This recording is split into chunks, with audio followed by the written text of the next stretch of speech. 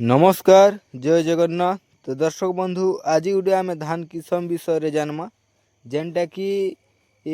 गोटे डालुआ धान काजी आपण मैंने जेन चाषी करवा चाहूचन तो से विषय जानमा देखी पारे केन धान विषय आम जानमा जे इटा हूँ नुजीबिडु सीड्स रो सिंधु NP 9156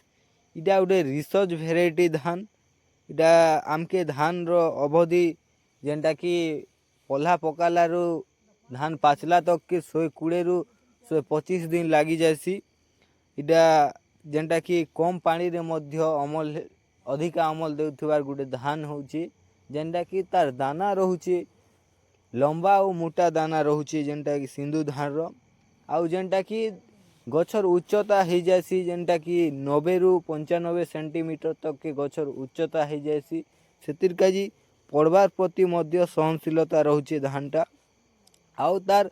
केंडा मध्य बहुत लंबा रहुचे जेनटा कि 12 रु 13 सेंटीमीटर तक के लंबा रहसी आउ गुटे गुटे केंडा रे 250 रु 300 पर्यंत दाना रहसी भरपूर होकर दाना रहसी आउ जेनटा कि रोग पोक काजी मध्य सहनशीलता रहुचे जेनटा होची हमर ब्लास्ट आउ जेनटा BPH काजी सहनशीलता रहुची आउ जेनटा एकर प्रति जदि आमे करूछू जेनटा रुइबार काजी जदि एकर प्रति आमे रहूछू